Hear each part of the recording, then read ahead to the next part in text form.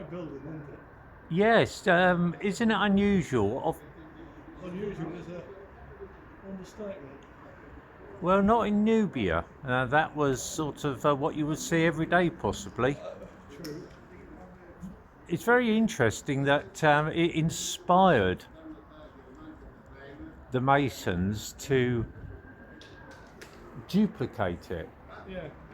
It must have been so, I can say, inspirational at that time in the literature. I suppose it was the early days of archaeology Well, and fascinated people to yeah.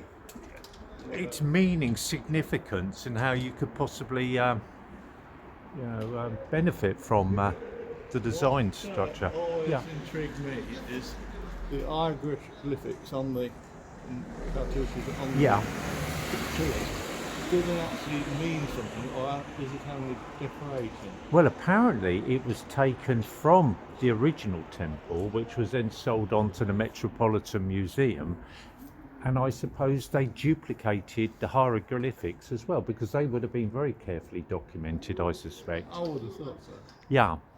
And so they would have wanted authenticity on the building. So what it's actually probably telling you, bugger off, you don't belong here, Topper. I wonder, it's a lot to do with the afterlife, I suppose. And so, and the significance of the person inside. It's odd. When I visit Brookwood Cemetery, which is the first sort of hygienic necropolis in India, you have all those inscriptions explaining to you what a wonderful person that person was. And so I suppose Including it's... Karl Marx? Yeah, carry on. Well, I don't know. See, it all goes round in circles. It all So goes round, yeah. yes, it does. And I don't really know why people want to appear significant beyond their own life. I suppose it reflects perhaps the psychology of the person that's buried there. Yeah. You know, their nature, their outlook on things. That there should be, this is a mere fraction of what I'm able to influence. I have. I've just noticed, Yeah. noticed something. You said it was a copy of the one. A replica of it. Well, there's a arm there with a tri-square on it, Yeah. a square. Yeah. Do you think that might be Masonic? Yes. So do I. It didn't sound to me Egyptian or Nubian.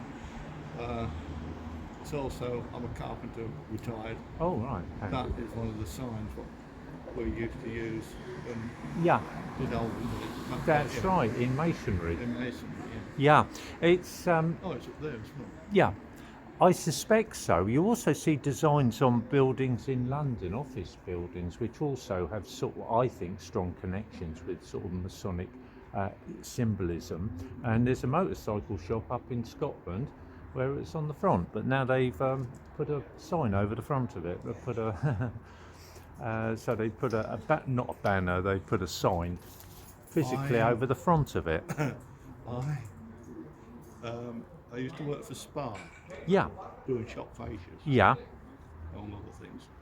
And I took down this shop fascia, yes, right, this modern plastic one over Yeah. this old shop, and written in paint yes.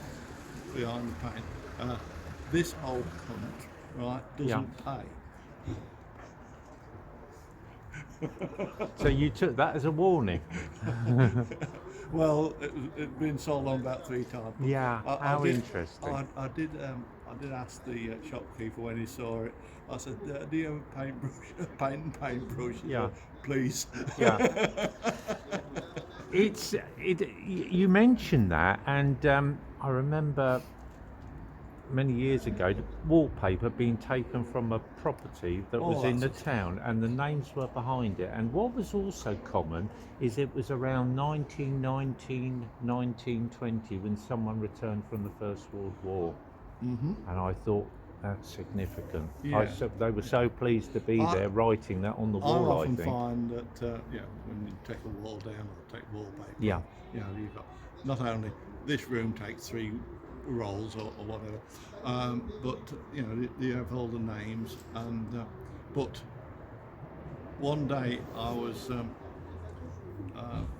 just sat down to have my tea. Yeah. Telephone